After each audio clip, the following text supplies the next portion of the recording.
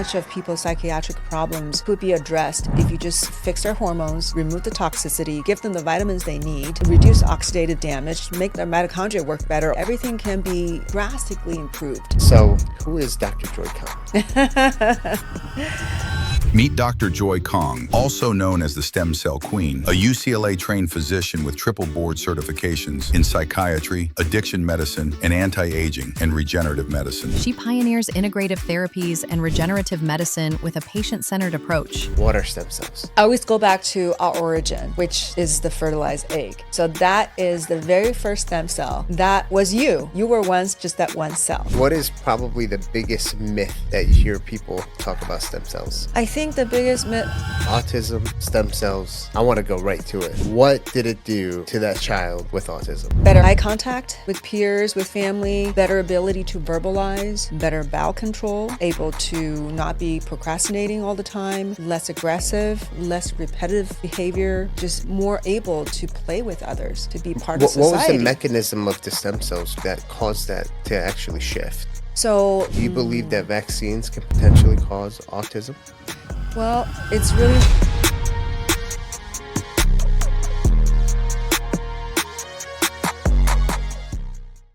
Welcome to another episode of a Healthy Point of View podcast. I'm your host, Sam Tejada, and like usual, we're bringing experts from all over the world to talk about health, wellness, mindset, and beauty.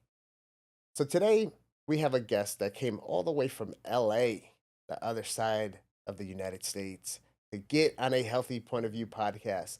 Today's podcast is going to be about something that we always hear a lot of. We hear positive things. We hear sometimes what people think are negative things.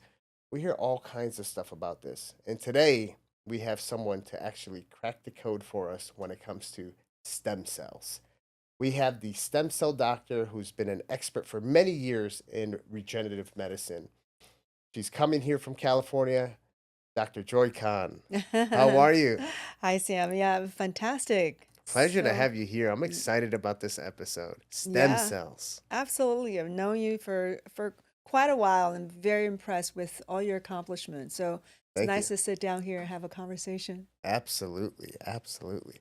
So, Dr. Kong, you know, we're talking about stem cells. But first, before we start talking about your expertise, I want to talk about you because you have a very compelling story. You know, you even wrote a book about your story as well, too. And you're an immigrant who came here to the United States to live that American dream. And you're doing more than just living the American dream. You're allowing other people to live their American dream through what you're doing. So, who is Dr. Joy Kong? Well, I just didn't start out as a doctor, of course. I actually, when I was 13, I was giving my mom a massage because she had a lot of back pain. But when I was working on her, I was kind of using my will to heal her. I felt like there's power in whatever I'm doing, in what I'm bringing in through my body, right, into her. So I kind of sense that there's some kind of healing capacity that I had. And then, well, you know, I grew up in a communist country. It was limited opportunities, but we heard about America a lot. And my parents were teachers, so they have exceptional students who bring their interesting stories back to China. And when I listened to them, I was just fascinated. So I wanted to be in America. I wanted to experience the land of the free, right? The abundance, the excitement. So at age 18, that's when, well, there was a big story behind it because of Tiananmen Square incident. I don't know how many people know 1989. And the government actually changed policy, making it a lot more difficult for college students to leave China because they were upset that students were creating this, you know, democracy movement, trying to, in a sense, topple the government. So all the education were free, and so the government didn't really want students to leave the country because, you know, there's a lot of resources given to these students. But I really wanted to leave, so I worked very hard, overcoming lots of obstacles for 18 months, and I got finally to the point of standing in front of the American embassy. I was 20 years old. I thought for sure I was going to come to America, but my visa was flatly rejected Oh, wow. because I didn't have a good affidavit of support. For people who live here, you may not know that to come to America, a American or somewhere who pays taxes here has to sign an affidavit of support Right. saying that we're not going to let you go homeless. The government is not going to take over taking care of you if something happens. I am going to do that. It's that sponsor, basically. Yeah. Exactly. And I just didn't have a good sponsor because my family didn't know anybody. So I was rejected. And so what happened was that I tapped into um, really the anger behind this. Someone is trying to stop you from your dream. I don't know if Right. anyone has ever tried to stop you from your dream. Many times. And what happens to to people like us. So it could be a impetus to push even harder.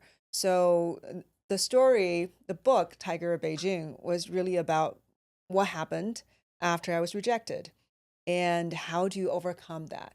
How do you go from knowing nobody to knowing somebody and to having no resources, but somehow making it to the other side? Wow. And then when I got here, there's one more obstacle, which a lot of people faces, which is like trapped in a very difficult relationship.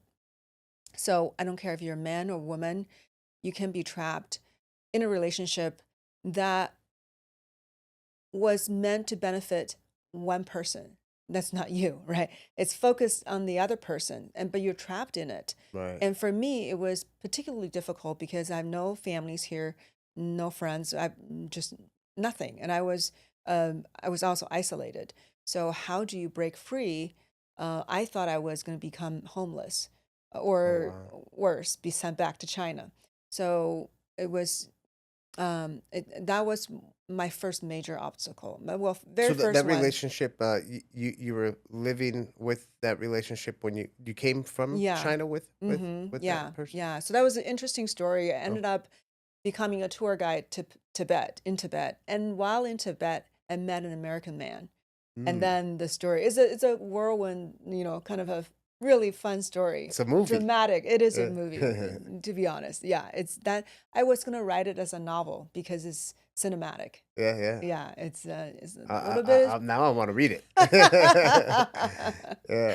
Yeah, so but it's about overcoming um not let the outside suppress your spirit, because either you give up, some people do. A lot of my friends were telling me why, even before I tried to come to America, a lot of my friends were saying, why are you even trying? It's next to impossible. To them, it's next to impossible. But to me, there may be half a percentage of a chance there's a possibility. So I'm gonna go for it. Yeah. And then, coming here, being trapped in something that's really, I felt like my soul was slowly dying. That if I Mm.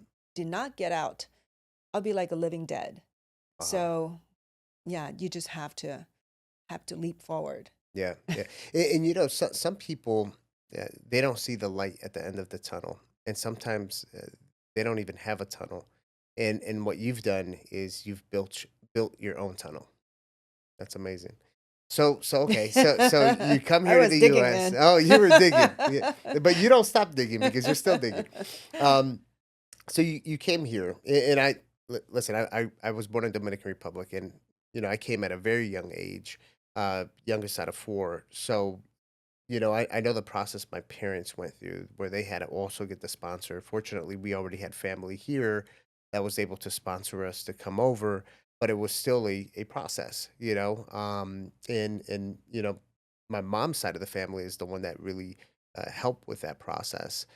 And my mom's side of the family, almost all of them are here now. Mind you, my mom has a total of 17 brothers and sisters. Wow. So, and we were probably like the fourth ones out of her brothers and sisters. So there was a lot of sponsoring that we had to do to bring Mm. people over, which is a responsibility that goes with that, you know. Hmm. So I get exactly what you were talking about. So, all right, you come here to the United States. It doesn't seem like uh, the whole doctor thing is even No. being talked about or thought about just yet, or No, when I was in China, I actually studied architecture.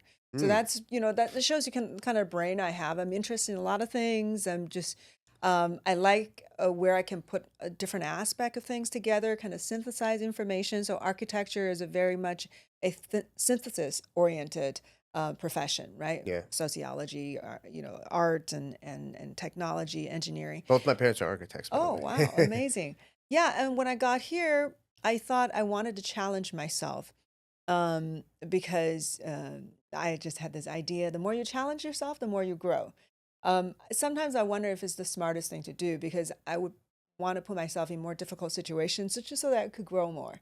Right. One thing I thought, well, what could I study that would be the most challenging? Well, how about I compete with native speakers in their own language? So I figured, I would study English and journalism. I'll write and Nice. take photos. So I was doing photojournalism, um, but eventually it's my fascination with science that kind of won. It's just the I grew up on a university campus that's probably the most premier university in science and technology in China. So that's science is always something that's really really exciting for me. So I decided to study biology because I always loved the human body. I remember even as a kid, taking a bath, just thinking about the blood flowing through my body. Oh I wow. just think, how is that doing it? Like how, what a miracle. So I wanted to understand life, right? The mystery of life. And then, but I was also interested in the brain. So I thought I was going to study neuroscience and just become a scientist and become a professor until I did a internship in New York at NYU, and we had a chance of following a physician. So I followed an OBGYN doctor, so shadowing her. And just one morning that I was sold because you are synthesizing, right? Because she in her office, people were you know, wheeling around the ultrasound machine, and they were, talking about different tests, and there's patients sitting there. I saw a lot of interracial couples. They're just fascinated, like it's the psychology, right? That's going Right. on in this office. So that one morning, I just knew that I had to be a doctor. Science, I always love science, but this human aspect, and it's very exciting to bring everything together. Right. Right. Yeah. Now you initially did your MD in psychology. It was No, no. So I finished college and went to UCLA, and it's only in medical school. After you finish medical school, right, you decide to go into a specialty. okay. So I chose psychiatry. Oh, psychiatry. Okay. Yeah, Yeah. Yeah. yeah. I did Psychiatry. work as a psychiatrist for 11 years, well, counting residency. So I was a bona fide psychiatrist, Wow. but I no longer identify myself as a psychiatrist. No, but being a psychiatrist, you learned a lot about the mind, Yes. which you are big into mental health and brain health, right? Mm-hmm. Cognitive health, and a lot Yeah. of things that you do. So, how did that feed into what you do today?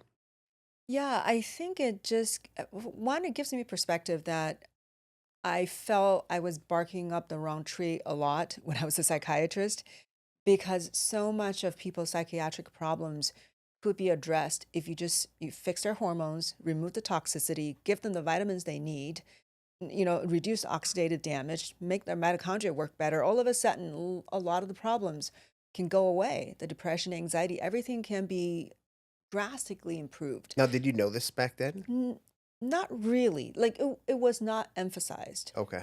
The emphasis is on neurotransmitters and Right. receptors. I mean, it's so yeah, it's like a mantra. It just neurotransmitters, hitting receptors. So all the drugs is about these two things. That's kind of scary though. So I want to talk. I want to talk about this because there's a reason why you made a shift, Yes. right? Is you probably saw something that you didn't agree with, and you said, you know what, people need a different type of help clinically. So when we look at psychiatry, what type of data is being utilized besides just a questionnaire? Because there's like there's tools out there that I've been exposed to, like neurofeedback, where they do brain mapping. Yeah. But in the world of psychiatry, they're not really using It's that. funny. I laugh because no one ever asked that point blank. And it's true. Like what, yes, it's symptomatic diagnosis, right? The DMS-5, it's all a story. You're seeing if this person's presentation fits that storyline. Right. So there's almost none, which is why Dr. Daniel Amen became popular because he actually used a brain scan to Right. look at what's going on in the brain.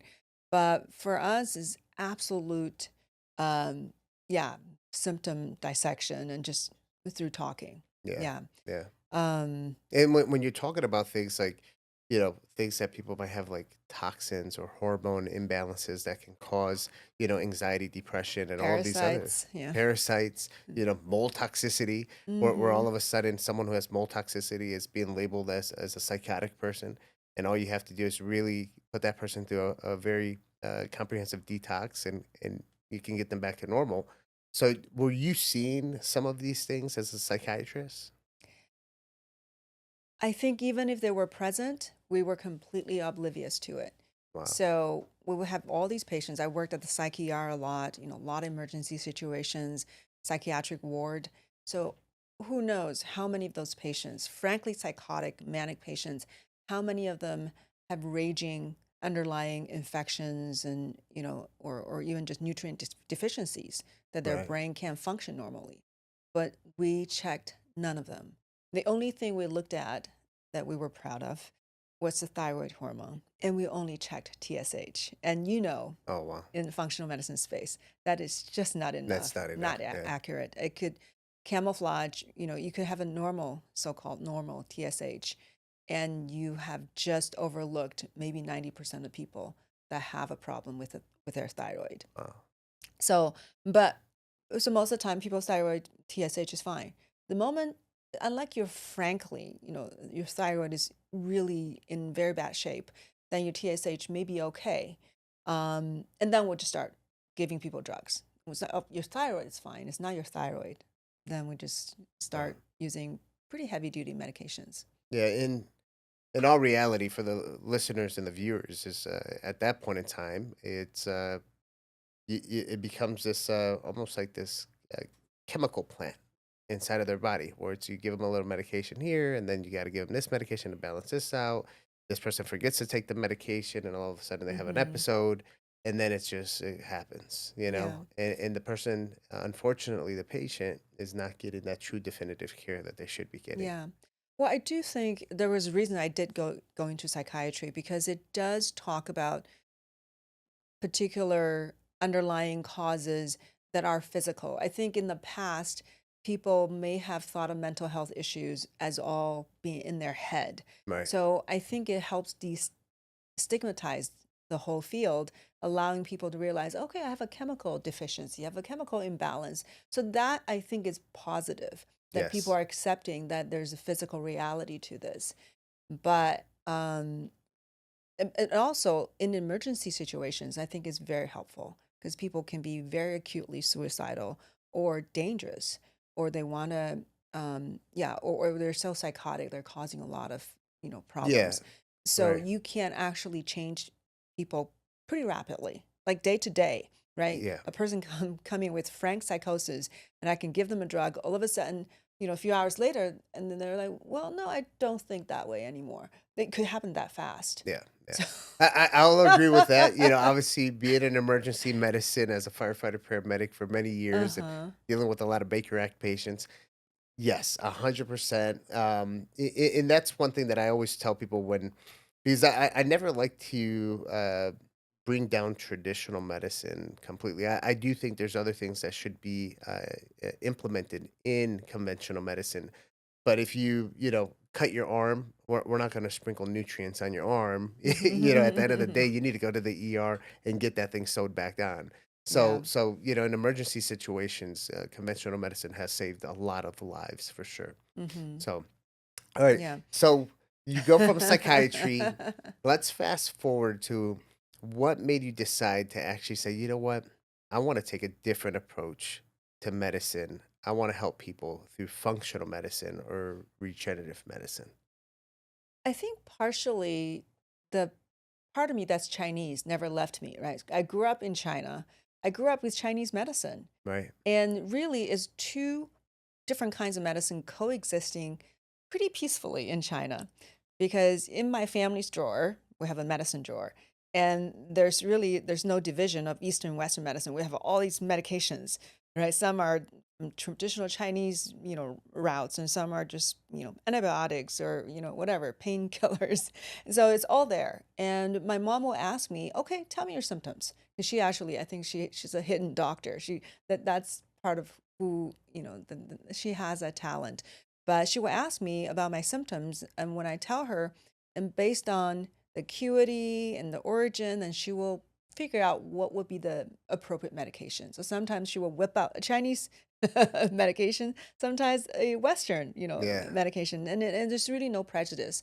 So, but understanding the Chinese medicine, it's has a very different way of looking at the body, of course, because it's almost like for thousands of years, these medicine doctors or healers have looked at the human body in a way that is coming up with this generalization, this visualization of in a metaphor form about how different systems are reacting and how they are interacting with each other. So Right. you're putting words into something that's very complex, but you can see patterns, right? So instead of just focusing on how from A that triggers a B reaction, you're looking at how you have A, B, C, D, E. You got like uh, 10 alphabets all trying to connect with each other and making a new word.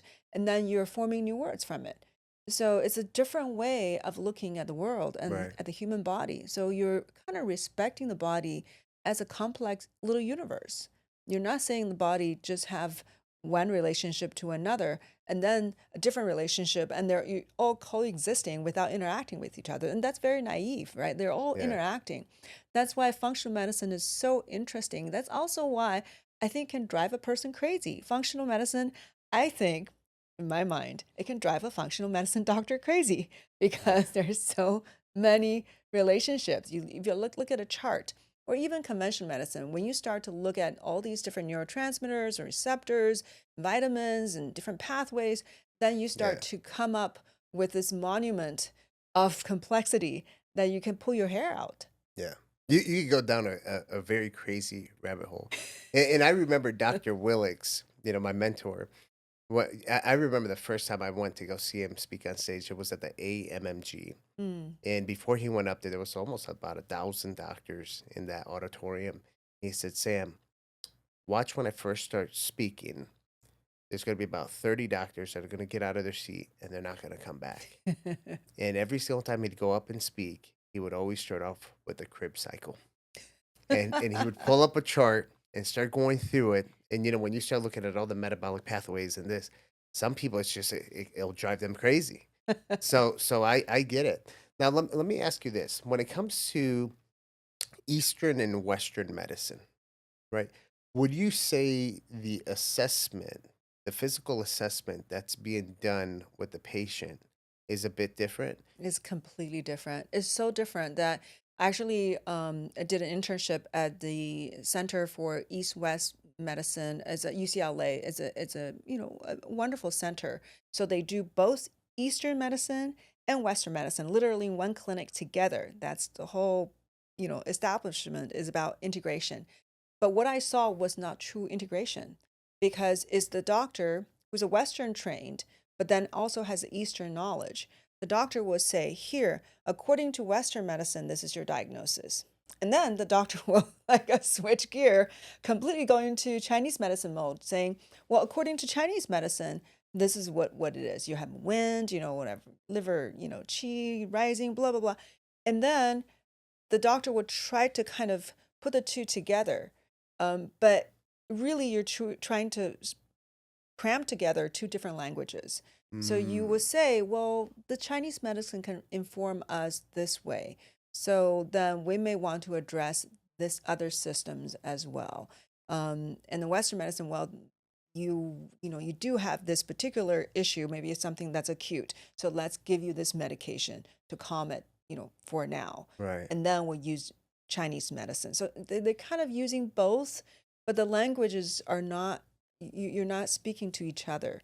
Right. So you are kind of borrowing from both. Yeah, because I've seen like on the Eastern medicine side, where a doctor who's taking the Eastern medicine approach and doing an assessment, they're looking at the tongue inside of the Mm-hmm. mouth, they're looking at the fingers, the fingernails, and they're looking at these little particular things that typically my Western conventional doctor would not look at, Mm-hmm. and it makes to me it there's a huge difference Mm-hmm. between the both of Yeah. them. But I want to come back to your question about like how did I even switch gear? I think knowing that, and that was part of my dissatisfaction when I was at UCLA, going through my medical school program with 150 other students. And I saw a lot of prejudice against Chinese medicine and against this very, Mm, very interesting, to me, almost avant-garde in a sense that they are, um, almost feel like these older healers in their mind. There's some artificial intelligence going on that they're collating, right? They're collating right, right. information, coming up with a system interpretation. So this very profound way of dealing with the human body was completely disrespected, saying, "Oh, they don't have evidence. They don't have it. Never mind the evidence, thousands of years of human prosperity and health." But and so I was not happy with the kind of arrogance that was exhibited in Western medicine, Oh wow. um, saying that acupuncture have no evidence that it ever worked, and it's just really silly. But that's real. So there's part of me that's embracing Western medicine, and part of me also resisting, especially the arrogance. And I Right. know there's something more. I know there's something that we can't understand yet. Just like the book, The Web with No Weaver, is about this a journalist that went with Nixon to China on the first trip, and somebody got sick, got appendicitis, and they did surgery without anesthesia. They did surgery with acupuncture. Oh wow. And the journalist was so blown away, wondering what the hell are these people doing? How could they produce that kind of effects? What is going on in this form of medicine?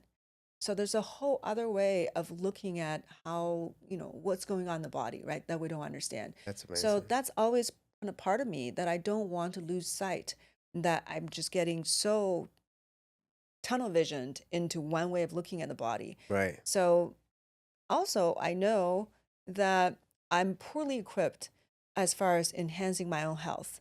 If I finished entire medical school, I don't know how to tell people to be healthier, except for the mantra of eat healthy, exercise, and decrease your stress. I mean, every medical student, that's their go-to for preventative health. That's it. Those three, three markers, Right. right? Three things that they would down. But it's just so funny. It's a mantra. Is like a with no bite to it. And it just there's nothing behind it because we don't understand exactly. We Mm, just know we were told that people need to eat healthy, they need to exercise, and right. they need Right. to be less stressed. So, um, if I want myself to be healthier, I don't know how because medical school didn't teach me. Wow. So I wanted to understand how can I be more vibrant? How can I be happier? How can I have more energy? How can I, right, my skin? How can I make my skin, be in a better condition longer, right? At the time, I think I was having PMS. I was breaking out with acne. I was having cravings. Like, why am I not optimal? Like, I want to feel better. So that's what got me into trying to understand what other ways we can do to help the body, and that's what led me to functional medicine, which Nice. was so funny. I actually here in Florida at Hippocrates. I came here to experience what this different form of healing, and then this doctor said, "I am a functional medicine doctor." I was like, "What is that?" I was like, When was I've this? How, never heard of what year that was one. that? This is like 10 years ago. Okay. Yeah, I was I like, know Brian Clements and Anna yeah. Marie. I actually had Liquavita on their campus for about three Oh, years. amazing. Yeah, I'm actually working with him now too on Yeah, a whole so bunch they of. really opened my mind. Yeah. And that was the first time I heard about functional medicine. I didn't, didn't understand. Well, what do you mean functional? So yeah, now when I saw what functional medicine's doing, which is really to use Western language to look at all these markers, to look at all these pathways and nutrients to see how they're affecting the entire body, Right. how they're all intersecting. So that's when I thought, oh my goodness, I think now I have a language for maybe what the Chinese medicine's looking at. Now we can still use Western medicine It's almost like it's a language. true mixture Yeah, of both, right? yeah. Um, so let me ask you this question because this is something that I've always been curious of. In Eastern medicine, is it true that the doctors in Eastern medicine get paid to keep people healthy versus in Western medicine, where doctors get paid to make people um, healthy once they're already sick? Hmm. Well, the Chinese medicine doctor are always getting paid. If you go see them, they'll get paid. But you often are going to see them to do better, Right. right? For example, my mom took me when I was 18 years old because I had a temper. Like my mom said, "What can we do for your temper? How can we make you a little calmer and easier?" And so she took me to the Chinese medicine doctor. I wasn't sick or anything, but my mom wanted to optimize me. I bet they So didn't put you on Ritalin. no, gave me all these nasty tasting herbs, but it made a difference. Right, I was right. drinking it and every morning, every night, and then I was getting more even keeled and then Probably had some really good natural adaptogens in it, right? uh-huh. Yeah, Yeah, different yeah. So mushrooms and so stuff. people are going in to just be a better version of Yeah, themselves. yeah, Yeah. that's pretty cool. I remember growing up, my we were big into martial arts, and my father would always when we would hurt ourselves, he would rub Shingwu Shui. Mm. Are you familiar with that? It's like an anesthetic Mm. Chinese medicine. You would Mm-hmm. always get at the Chinese shop near the house, but it was Did it it was work? oh, it would always work. Back in the day when my father was in Dominican Republic, he practiced kung fu. He was a sensei in kung fu, in or he would call it sifu, not sensei. Yeah. Um, and he says that the packaging would actually say that it was good for broken bones. I says, "Oh, Mm-hmm. Dad, I don't think this thing's gonna heal a broken bone," but you know. But all right, so I mean, we're over here now. You get interested in becoming a functional medicine doctor. Yeah. So what's the next step from Yeah, there? Do you so have your so own practice at yeah, this so point? what Or? happened was that I was working in psych ER. Of course, there's not much space for functional medicine, and then I was working in a mental health clinic. But patients were very poor. They didn't have the money. They barely had money to just take a bus to see me. And then I became a director, medical director in rehab centers. So I was able to see people who possibly have some means. Some of them are still very trapped in the insurance framework, but some may have some extra money to be able to do what I'm recommending. Right. So now I'm recommending hormone panels and different nutrient panels, and because I wanted them to look at the root causes of why they were looking into substances to feel better in the first place. So that's how I started to incorporate. And I was getting my board certification in uh, addiction medicine. And that's when I met this doctor who said he's practicing anti aging medicine. And I said, "What is that?" And he was an anesthesiologist. And then he said, "Well, I've been doing, transition into anti-aging medicine. You prevent decline, and I also do stem cell therapy." I was like, "You serious? You are giving people stem cells?"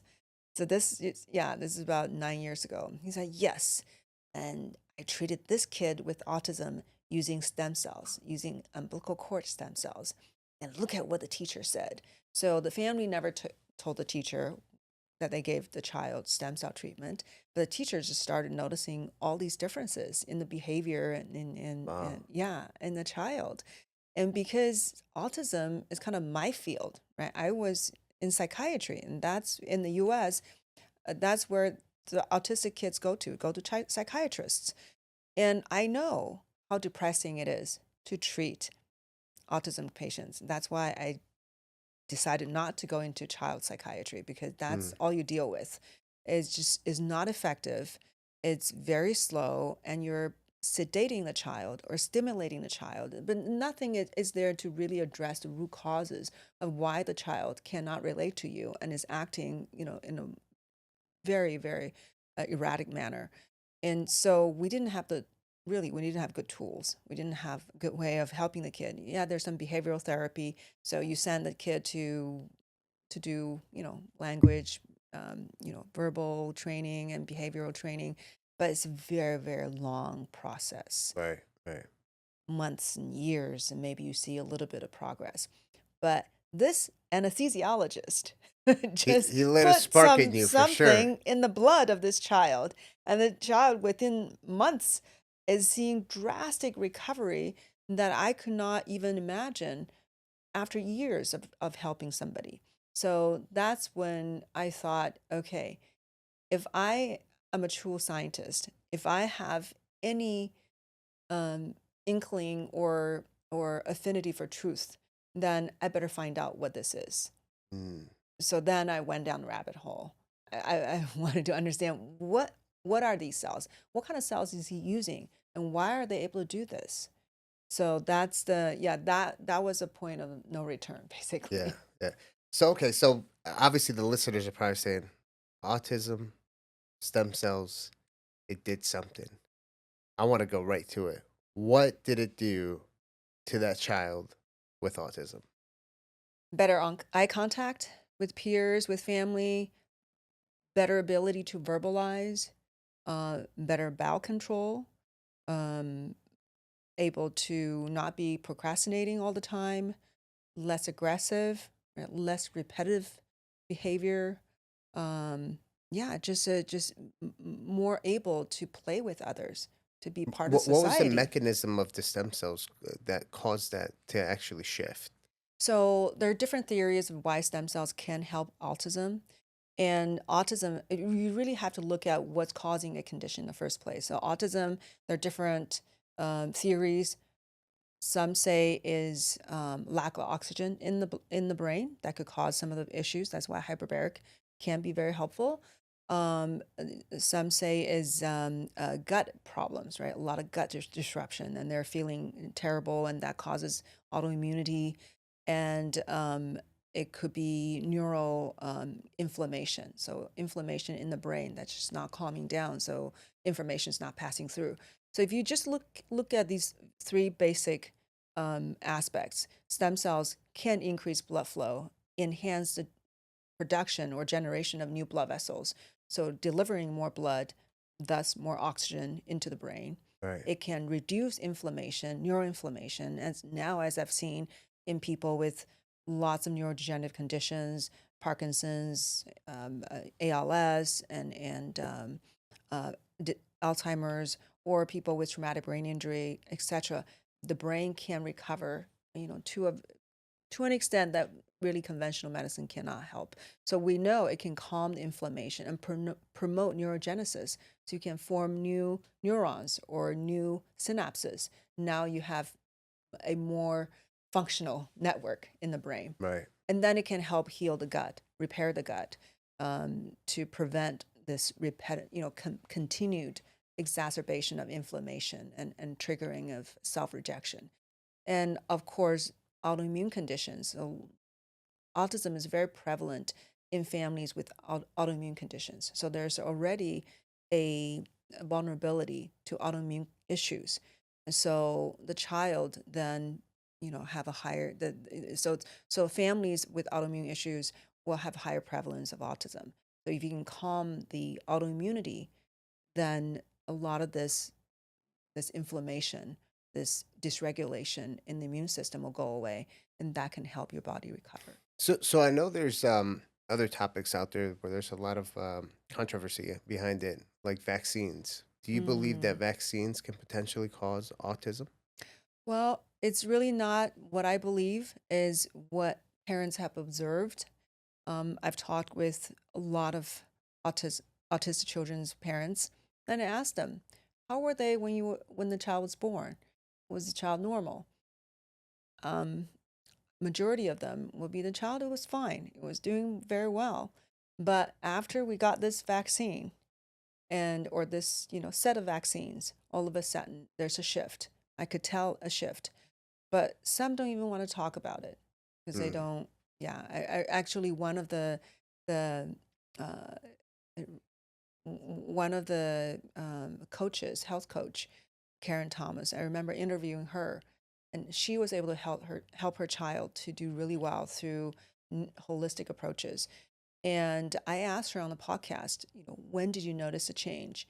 And then she said, well, yeah, when the child, I think she said was 6 and got the vaccine, and there was a huge shift in the behavior. And then she came back to me. She said, maybe let's take that out from the podcast. She did not want to be perceived as someone that, yeah, that was, you know, uh, promoting that. I mean, Yeah. just the fear of of speaking the truth. I mean, it's really sad.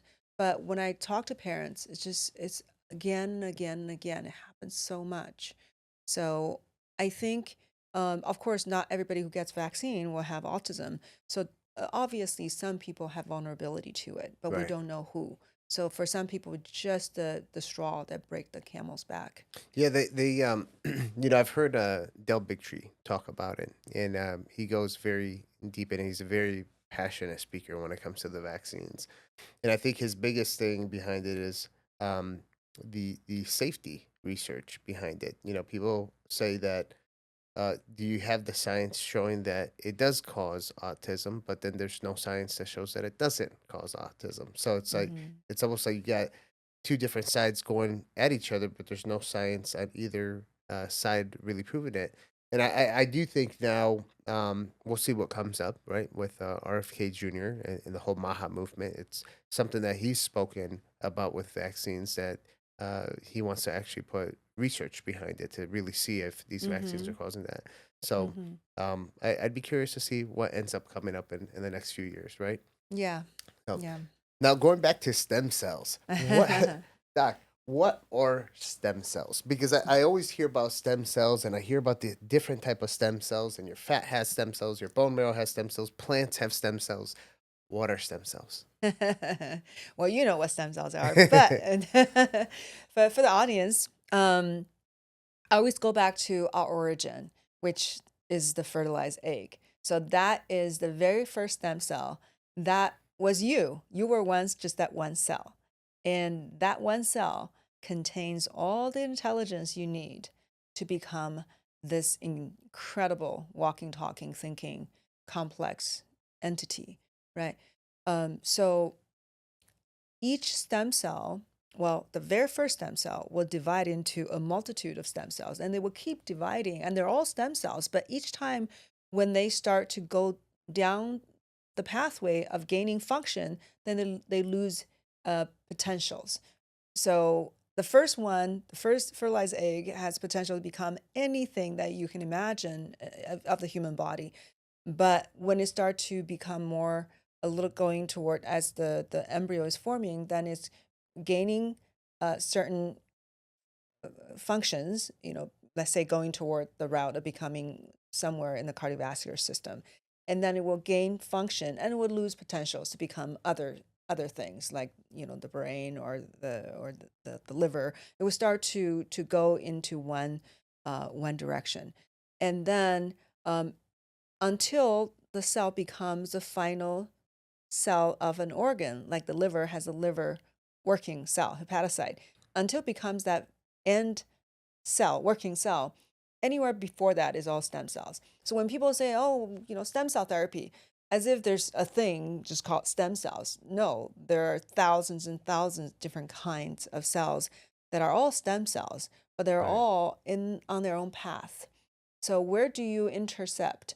Which kind of stem cells do you want to utilize? And that's, a complex subject.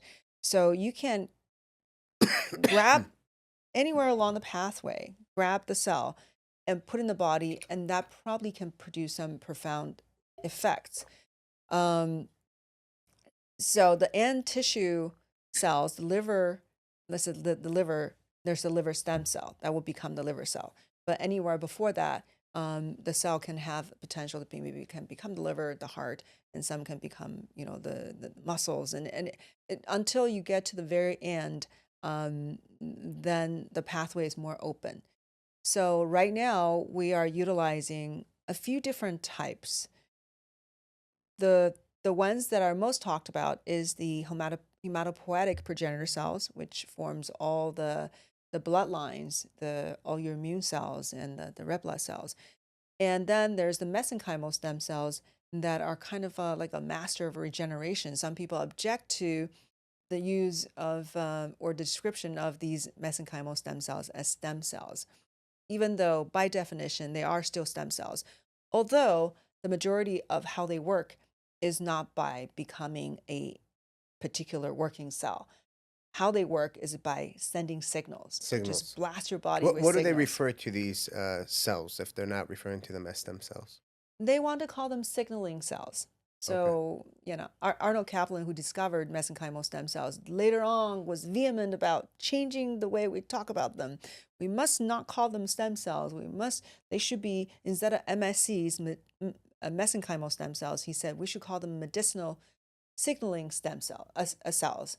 So they're still MSCs, but it's, with a different words So let describing them. let me ask you this: what is like when I think about the world of stem cells, I start thinking about the different ways that stem cells are banked, right? And I keep on hearing even more different ways. Just the other day, I heard about uh, people taking hair follicles and actually banking stem cells from their hair follicles. There's a company out of Canada, Acorn, that's doing it, and I Cute just name. yeah, which Dr. Bauman, world renowned hair transplant doctor, he's backs them. So made me kind of just open up my eyes. I was like, well, what's going on over here? But Hmm.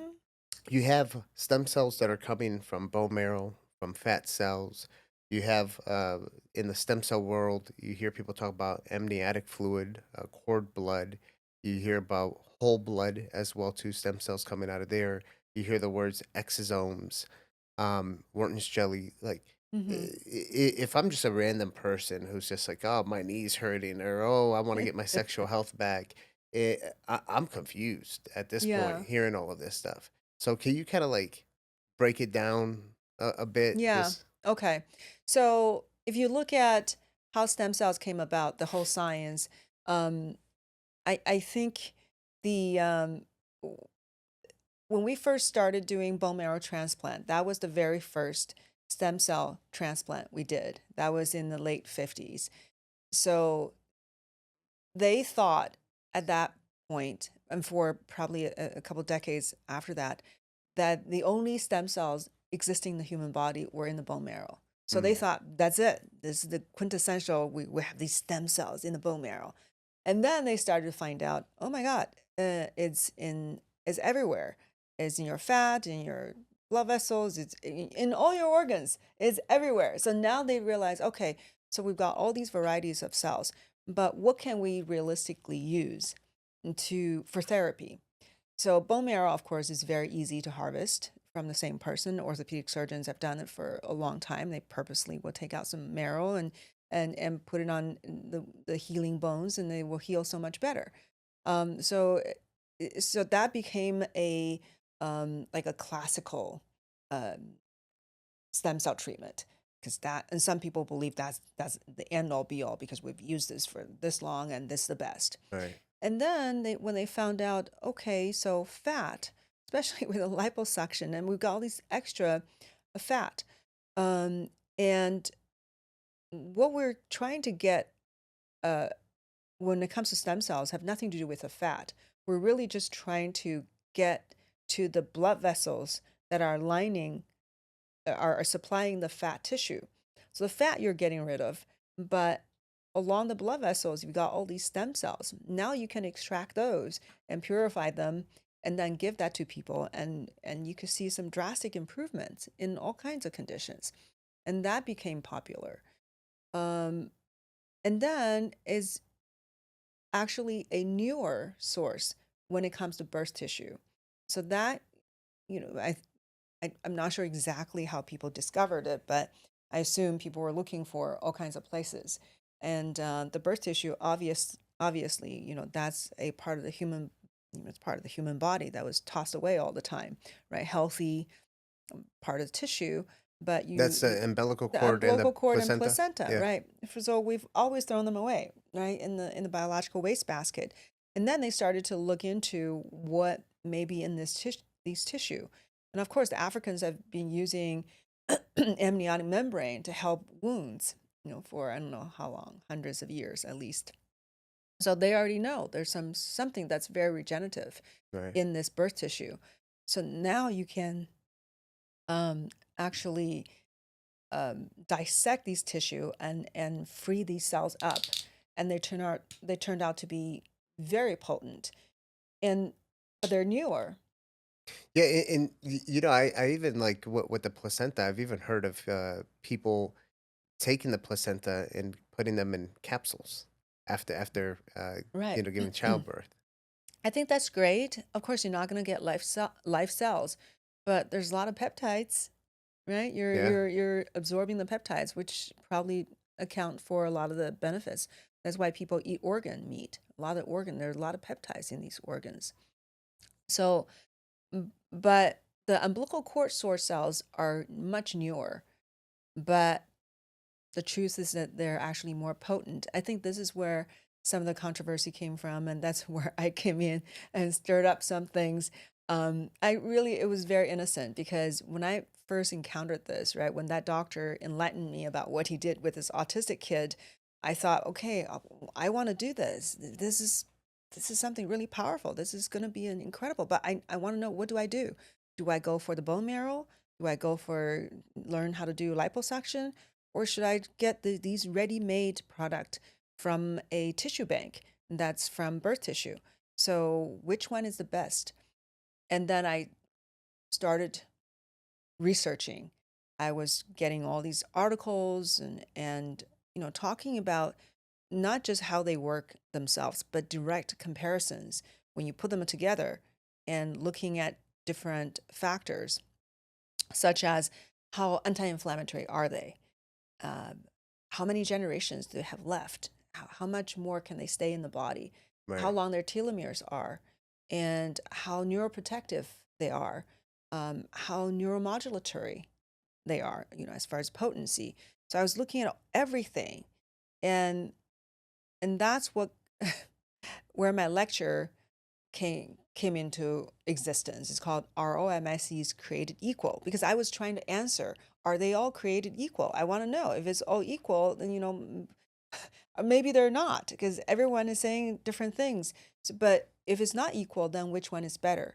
So if you go through my lecture, which is on YouTube now, um, in every parameter, you will see that the birth tissue stem cells will give you better results. Mm. They're more potent, they are more vibrant, they produce better results, and they're also safer. And this is something that's not talked about enough. That when you compare, because you've heard about people worried about cancer risks, right? That's about Yeah, the only cancer and even thing. different diseases as well too Yeah. from it. But can't you treat certain cancers with stem Is cells? yeah, stem cells have been used extensively in research to treat different kinds of cancer Right. with actually very good results.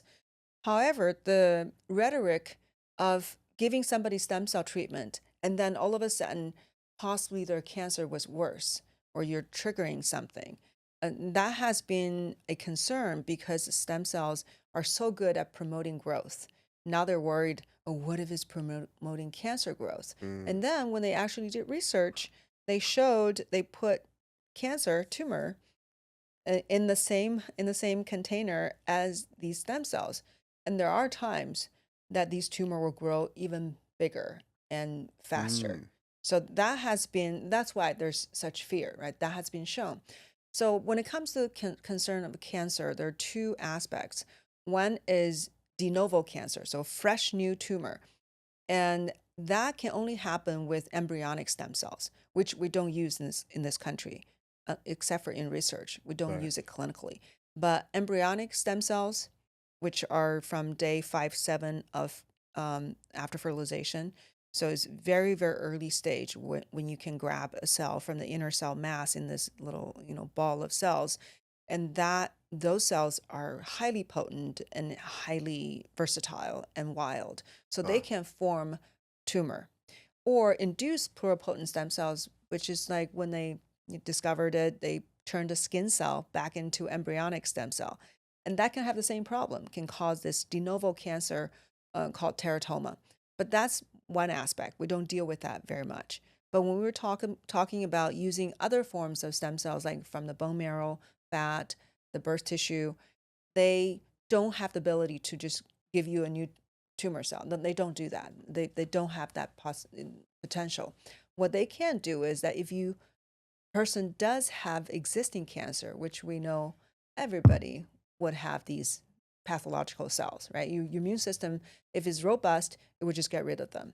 right. But if you have these other agents that are telling these cells to grow fast, to be more aggressive, then it may overwhelm your immune system, and that can really wreak havoc. Mm, But we only find that in autologous cells, in the human body. In petri dish, there has been, a few studies may have shown isolated when you put the cells next to cancer cell, even if they're from the birth tissue, maybe the cancer cell grow more, but it has never been shown in a live organism that it can okay. promote cancer. People really have to think about what happens when you put the cells next to cancer in a petri dish. You're only looking at this very simple interaction. You're not looking at how the cells are interacting with the immune system, right? In the human body, the cells will actually talk to your immune system, and your immune system will work on the cancer. So you're kind of letting go of that whole mechanism when you're just putting the cells in the petri dish.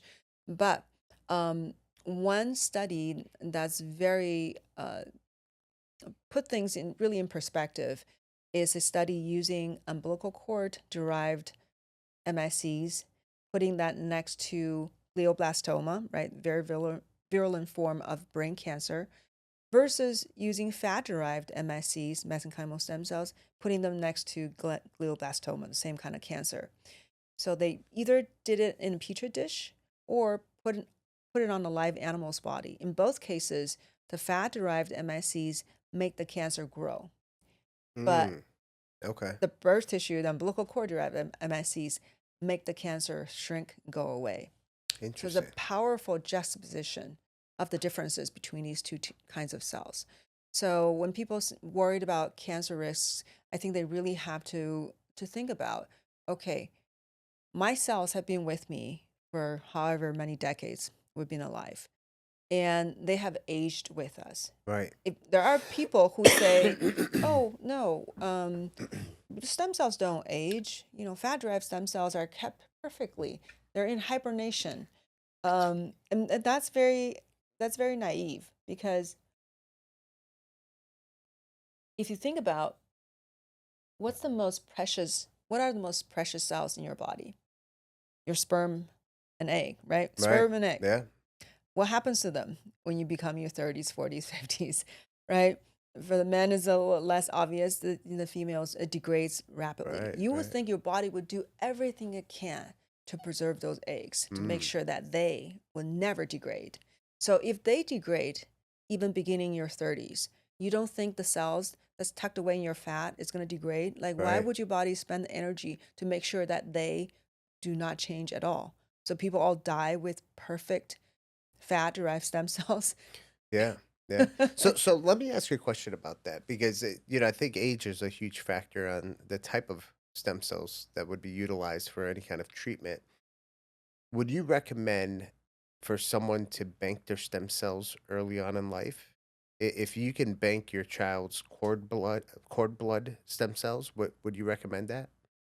I think it's helpful. Yeah, I think it's helpful, but um I think it's for catastrophes. The truth is the stem cells from another person can work almost as well. Okay. But it yes, it's going to be a perfect match to you if you. I think it's probably a good thing.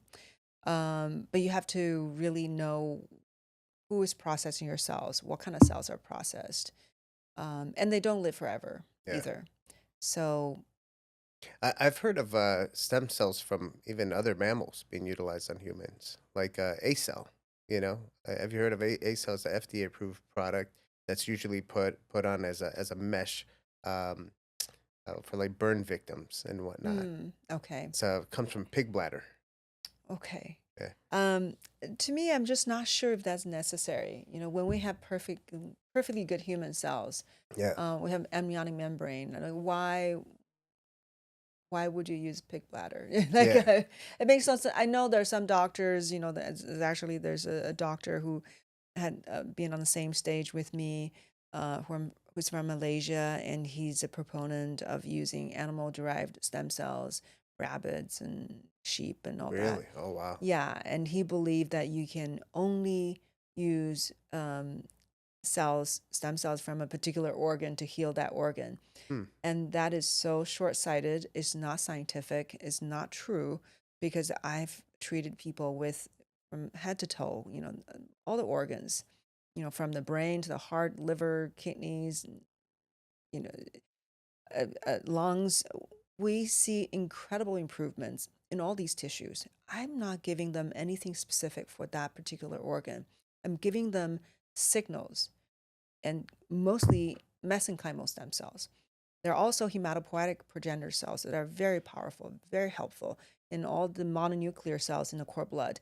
So altogether, I think it's incredibly powerful, and you don't need to put the cells that have differentiated to just be in a particular lineage. There may be times that is necessary, and maybe for transplants, but even type 1 diabetes have benefited from mesenchymal stem cell Yeah, I've treatment. seen some white papers recently of reversing Hmm. diabetes with stem Yeah. cells.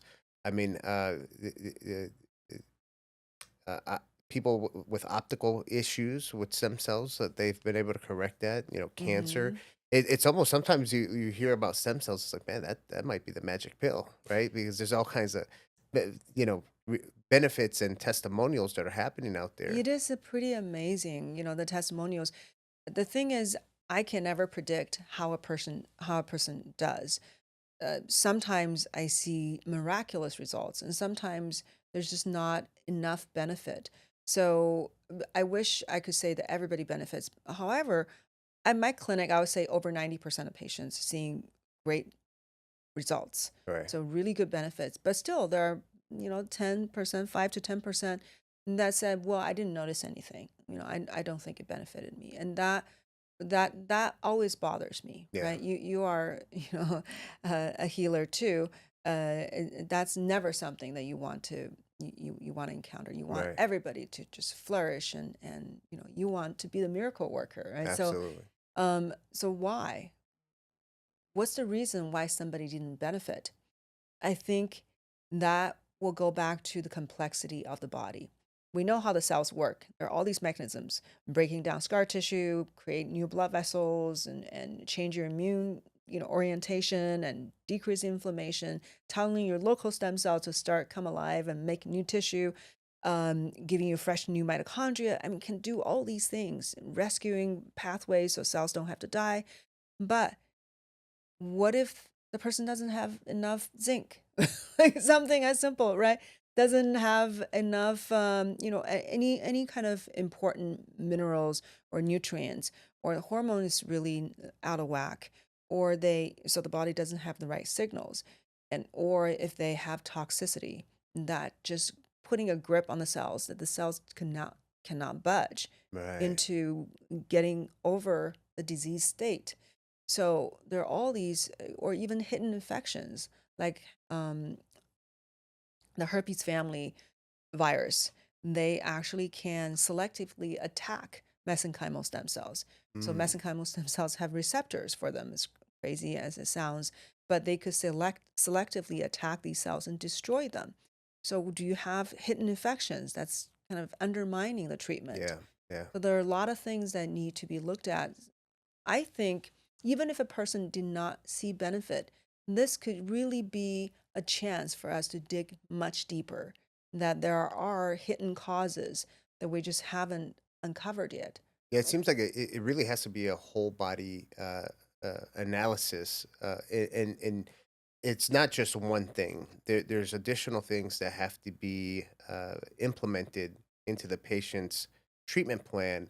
It being nutritional therapy, it being some of the other things that you just mentioned, maybe getting rid of toxins that are built up in their body, so these stem cells are actually more effective. Correct.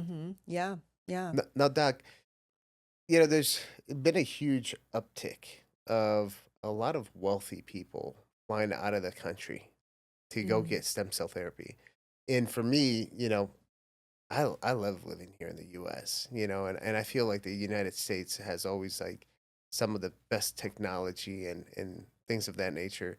And it's probably a question that a lot of the listeners and viewers are wondering, like, why are all of these very wealthy people going to other countries to get stem cells done?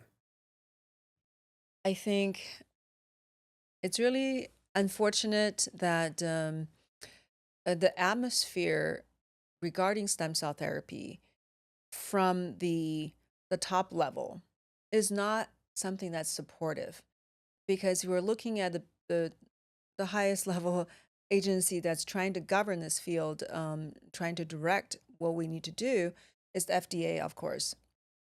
Um, the FDA, what is the incentive for the FDA to promote stem cell therapy?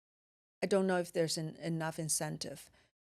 If an agency, a major bulk of the agency's revenue comes from big pharma, you want to do things that please the big pharma, Right. right? You just took someone's money, right? You don't think the person will have something to say about, how they would like things to happen. That Sounds like a you sick just, care system, yeah, you not a well just, care system. yeah, you just took our money. So like, what are we doing? The fact that I got people off medications, people with all kinds of really dire conditions. So I just took 10, 20 years revenue from a drug company, right? Patient by patient by patient. So I don't think what I'm doing is really welcome by the big pharma. No, I'm completely out of the system. I'm not benefiting them. I'm benefiting the patients, Right. and so the incentive is not quite there. And the regulation is meant to, well, part of it is to protect the public, which I agree.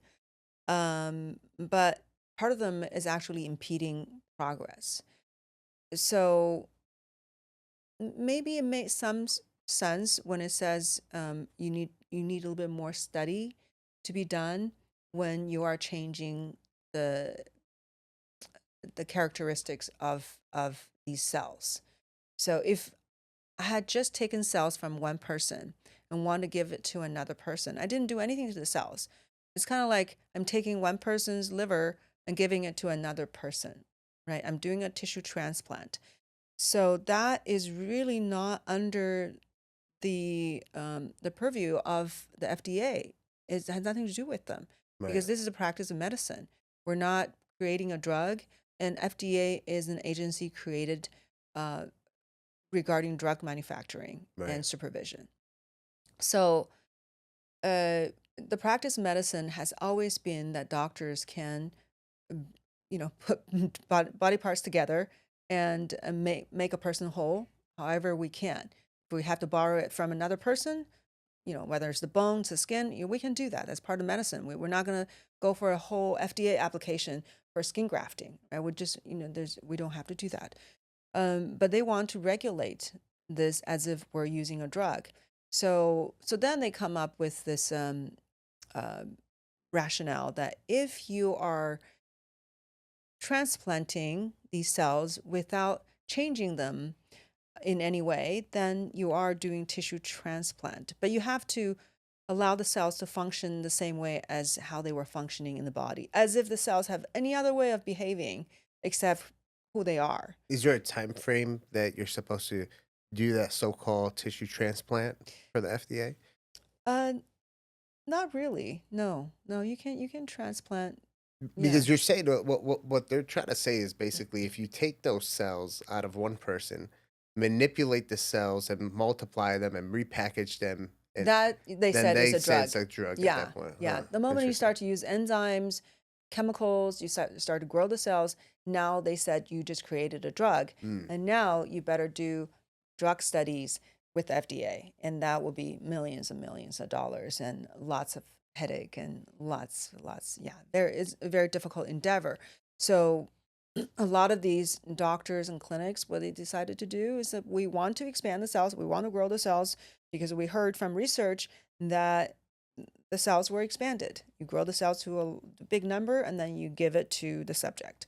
So we want to keep doing that. So we're going to go overseas where they don't have as much restriction. So Central and South America have become a hotbed. Yeah. Like Yeah. this is a popular place. They're a little bit more liberal about this. That's how it came about. But in the US, because the US doctors and manufacturers have to adhere to a different standard because you can't grow the cells. So they said, well, okay, this is what we have.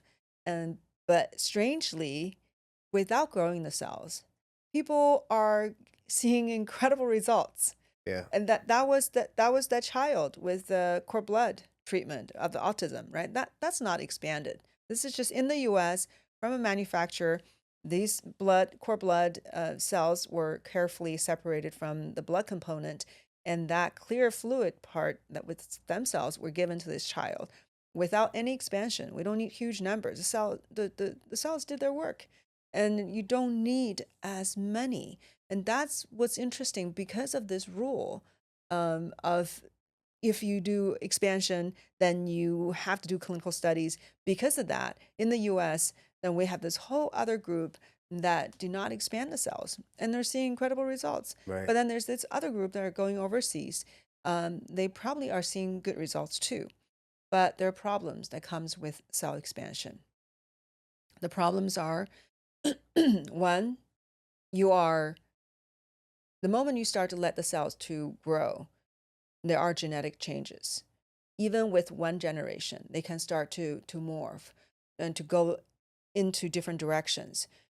Because one of the hallmarks of stem cells is that they have the ability to replenish themselves while making copies that have other functions. This is how they save themselves as stem cells. They make one copy that's exactly the same as themselves, and Mm. another copy that's a daughter cell that's just a little different, that's gaining a little more function, lost some capacity, but gained more function. So then if you start to grow the cells in a tissue culture, then research, this is not my opinion, this is all from my reading of research. Then you start to divide, the cells start to go through these asymmetrical divisions. Then you end up with a whole vat of lots of daughter cells Mm. with less and less and less of these original stem cells. You think you're still getting all these stem cells because they look the same to you, about the same, especially if you don't actually check their markers and truly test what's going on with these cells. Right. On the surface, they all look the same. They're still cells. So you think you're getting all these stem cells. And then you take a little portion of it and give it to a person saying, hey, I'm giving you 200 million cells, 300 million cells, because you just grew them to probably a few hundred billion. So taking a little portion is no big deal for you, right? It's almost like growing cells, on trees. So now you're taking a little portion, you're giving it to the patient, but possibly a majority of them are no longer the quintessential stem cells. So they're more Mm. differentiated. Right. What happens when it's more differentiated? Well, they lost certain potentials. They're not as versatile and as capable as the quintessential stem cells because you've lost the ability to have different ways of differentiation. You also lost certain generations, so they won't stay in your body with as many generations. There's still debate of how long the cells actually stay in the body, how many generations are left. However, um, from at least theoretically, we know that there are not as many generations remaining when you keep dividing them. There's senescence going on. Senescent markers start to accumulate. Mm. Um, they will uh, also uh, secrete more inflammatory molecules. So it's a stress for the Define cells. senescent cells for the listeners and viewers that don't Oh, know so that that terminology. cells that are getting older and older. The So aging cells, right? genetically, their their genetic material can degrade. The product they secrete may not be as potent as youthful, Right. and they may also accumulate certain molecules that really it is what we use to check to see how old the cells are. So they're just getting older and older. So older you are, the less vibrant the cells are. Right. So the cells are less vibrant, and they have more genetic changes, and they also have more inflammatory. They secrete more inflammatory molecules. And this is something that is unfortunate. I hear people with high impact and high influence talking about stem cells without really understanding what the different ramifications. For I know Tony Robbins and Joe Rogan, both are great guys, but they're not stem cell specialists, right? Right. But they speak of stem cells um, in a way that may have given people the wrong impression. For example, Tony Robbins said, "You're going to get cytokine effects, cytokine storm when you go over, when you get stem cell treatment." So somebody somewhere told him that Mm. you get getting stem cell treatment, just be careful. You're going to get some cytokines, you get cytokines because he was not feeling well. He was feeling kind of sick. So he thought, well, this is the pathway, right? This is the path to victory. I have to go through this Right. in Right. order to get healing, which is not true because in my clinic, we don't use expanded cells. The cells don't have those inflammatory molecules, and it has not also expressed surface markers that mark them as the donor, right? Now your body realize, oh, so these cells are from somebody else. So Right. let me attack them and try to get rid of them. They don't belong here. So there's this immune attack, right? You're having this foreign object in your body that your body can't recognize. And then with the inflammatory molecules, so now you're creating a storm, then you're feeling sickly for a few days. Right. And then your body get over it. But it's not necessary. So, and I know some people don't do well. I've done an interview with a veteran, 9/11 responder, incredible, person who was doing really poorly because he was in the pit after 9/11 for 8 months, Wow. and he was just barely was not functioning very well at all. And he's because of Joe Rogan, he went to the clinic in Mexico to get treatment because Joe Rogan said is the best, right? So he went there, and so this is all on a podcast. In his own words, he was talking about his experience.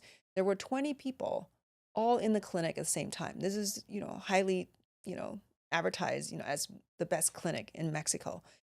And he kept in touch. All 20 people kept in touch with each other. And what happened was that all of them had profound fatigue for 2 months. Oh, wow. Profound. And he thought, well, I guess that's just part of what Part you, of the yeah, process. Huh? yeah. Hmm. And then after 2 months, that's when he slowly was getting a little better, a little better. His lungs were feeling a little better. So then he heard my podcast, found me. And then he came to our clinic. We give him the stem cells at a fraction of the number of what he was getting. If he was getting 200 million over there, probably at our clinic, we did maybe 40 million, so a fraction of what he had overseas. And absolutely no fatigue, but increased energy, Mm. significant increase in energy. And he started to feel better in his lungs within days. That's Wow. how different it can be. So tell me, as a doctor, in my good conscience, I'm not gonna tell a patient that overseas is the way to go Right. because I've seen in firsthand of the differences. Yeah. Yeah. That's these stories are something that people really have to think about before they commit to getting stem cells, especially overseas. You know. Yeah. The other Yeah. thing is overseas, unfortunately, you do have less ability to monitor the source of the cells. So women in other countries, in a lot of the more underdeveloped countries, don't have the same kind of prenatal care and monitoring that Right. this country has. So um, there's an extra risk factor there. Absolutely. Doc, when it comes to these stem cell treatments and procedures, I know we talked about a few different type of things that you're treating. What are some of the other things that are a little bit more mainstream that you're treating with stem cells? Because I have heard of sexual health. I've heard of Why are you even whispering? oh, I'll say it very loud because that's a big part of what we do in Liquid Vita. We have a whole sexual health division, and it's something that as people age, they want to make sure they're good in that department. But then you have other things like medical aesthetics as well too, where you hear about microneedling, hair regeneration. What are some of the other things that you're seeing that are getting some of these really good results? hmm Yeah, so sexual wellness definitely, we've seen very good results. And facial rejuvenation, hair restoration are all really really exciting areas. Um, those are really fun, but I do I like helping people with very difficult issues that they've struggled, you know, probably for years a lot of times, and tried everything. And it's really incredible to see what kind of difference we can make. So we've Right. seen, um, yeah, really from head to toe.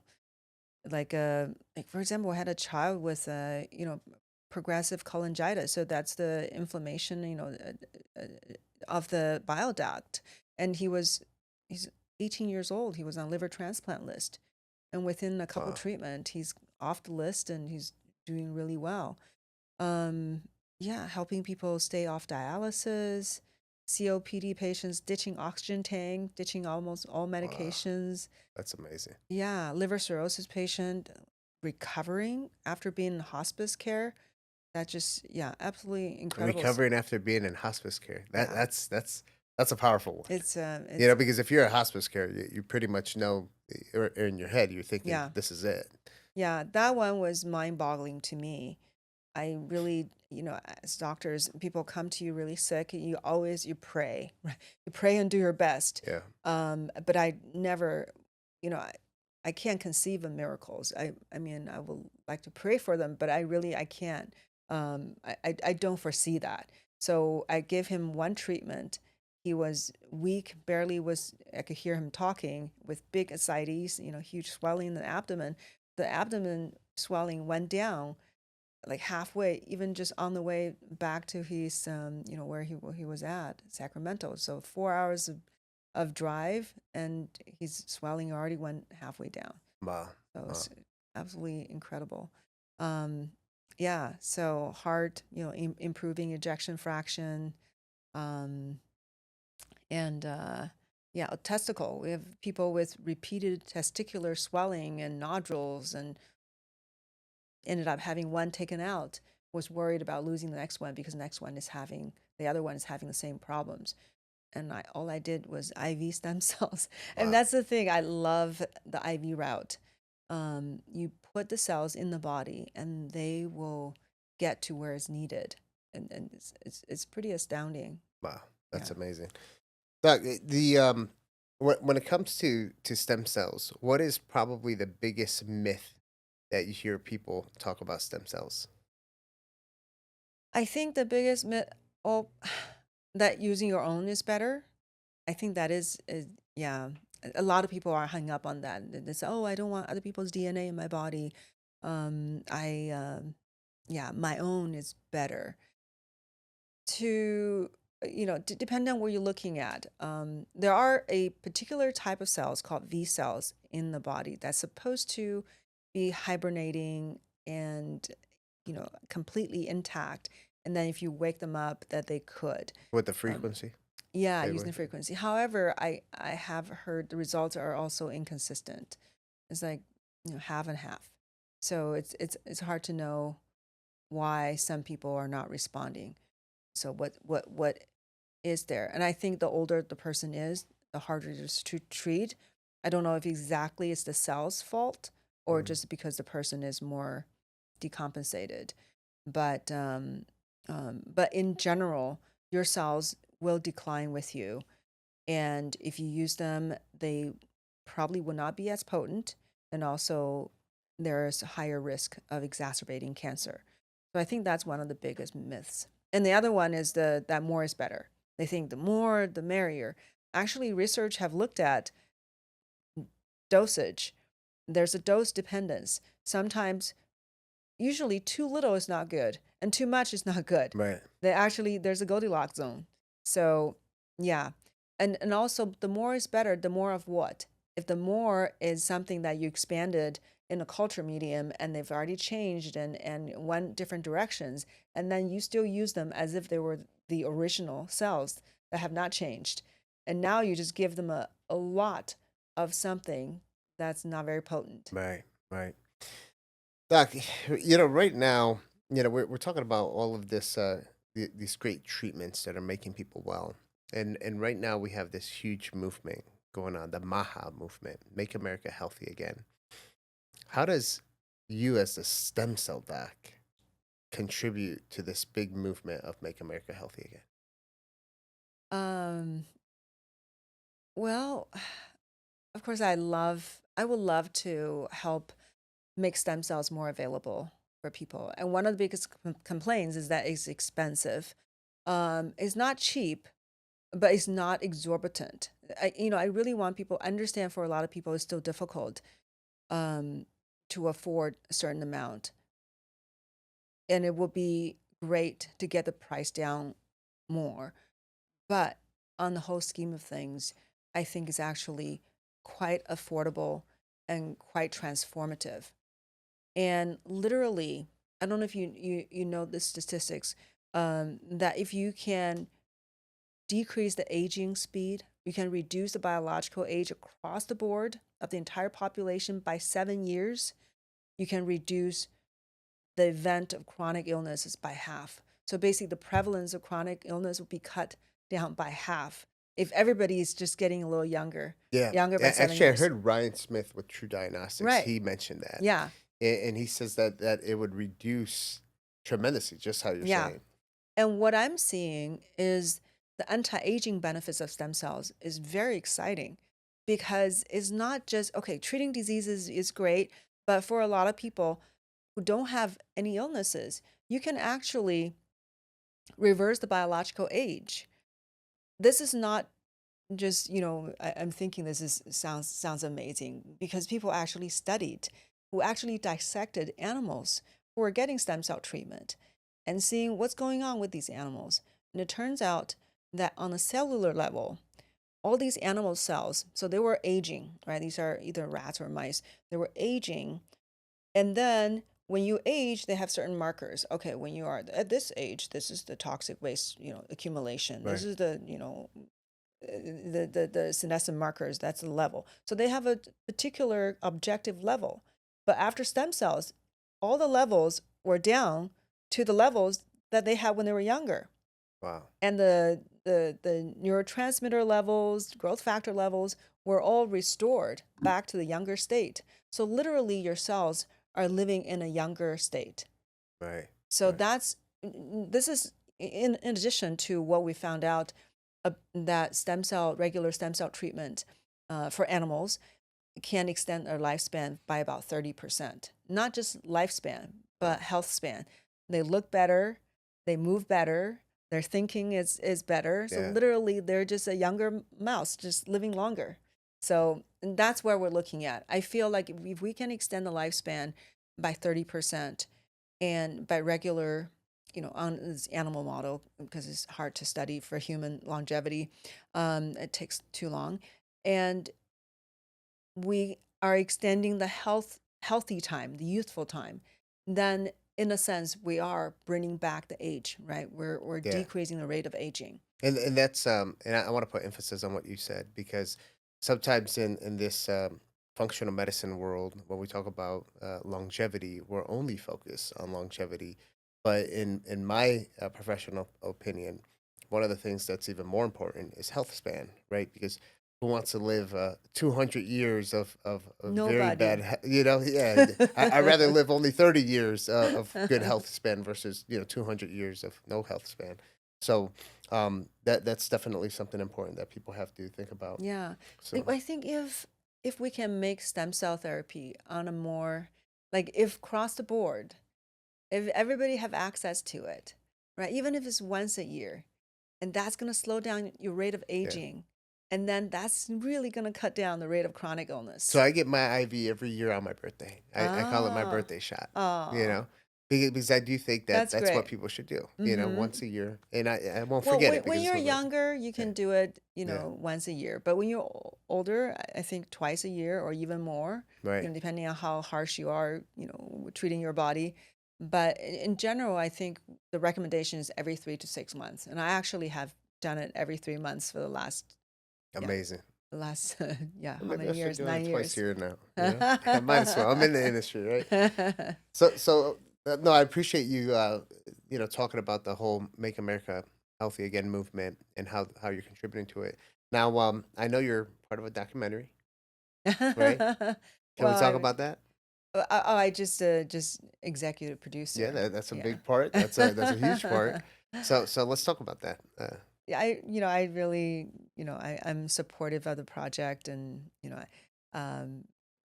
I may have some inputs, but I can't really take much credit. But I'm very excited about what RFK is going to be doing for the health of this country. I think it's about time.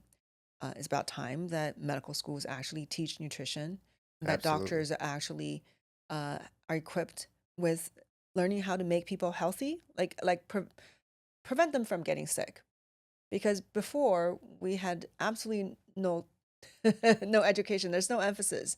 We really, yeah, it's just there's so much to learn about diseases, Right. right? So it's all about diseases, and we just wait for people to get sick, and that's when we bring to life. And Yeah. but yeah, I'm excited to see, and I know can be a controversial subject. People have different viewpoints about RFK and what he's bringing. It's just hard to think how people could be so angry with somebody that is devoting their life. Really, there's no personal gain. It's really for the health of the country of people to really do what's to protect. Yeah. So I personally I applaud anyone with that kind of courage and with Absolutely. kind of drive. Yeah. And I agree with that. And I urge people when they have they're being brainwashed by something that's out in the media. I urge people to take a deeper dive. Don't just look at RFK from the last couple of years, if even that. Go into history. Look at what he's done in the last decade or 2 decades. You'll see he's been on this for a while. Hmm. Just look at everything he did with Monsanto's. It's like this is this is inside of him. Yeah. There's he doesn't have to do this. No. This is because he knows that this is his God given purpose. So, Doc, as we wrap up here, um, there's definitely someone listening or viewing this podcast that resonates with today's message. That one person, what is that one thing that you can leave them with? That our body is incredibly resilient and it contains so much intelligence that you can't even fathom. And there's this light within us that made us. So if you just stay out, get out of the way, give it what it needs, right? Give it the right nutrients, respect it, be kind, and it will do amazing things for us. I want people to hold on to that light inside of them and know that we're powerful. Amazing. I love it. I love it. Doc, if people want to find you, where do they find you? Oh, come to my YouTube channel. I probably put out more information on stem cells than anybody I Mhm. know.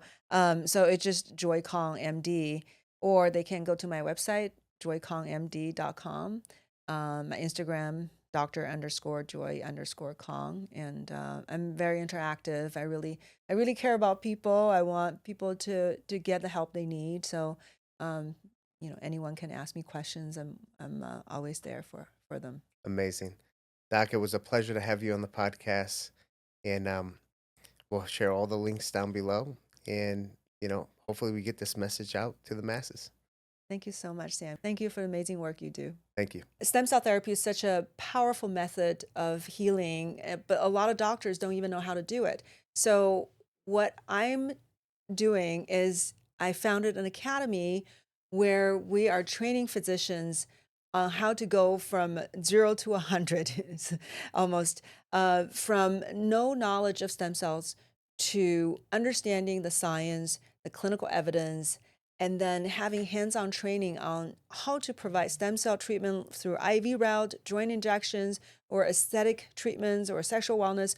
We cover a lot of ground, from the basics, didactics, to discussing the regulatory aspects, to hands-on, and to business training. So all in one in 2 days. So we only do that twice a year. And the next one coming up is July 19th to 20th this year. So it's in Los Angeles, and people love it, and they have such a established such a good camaraderie among each other as well. So it's an inspiring time to be together and move medicine forward. Guys, you guys heard it from Dr. Joy Kong here. Your body is a powerful thing, right? She's the stem cell doctor. There's so many benefits that you can get from stem cells, but you have to do it the right way. And no, you don't have to get on a private jet and go to the other side of the world to get this done. There's things that you could do here. Make sure you check out the doctor here. All the links are down below. Make sure you subscribe, follow, and share with all your friends. And we'll see you for the next one.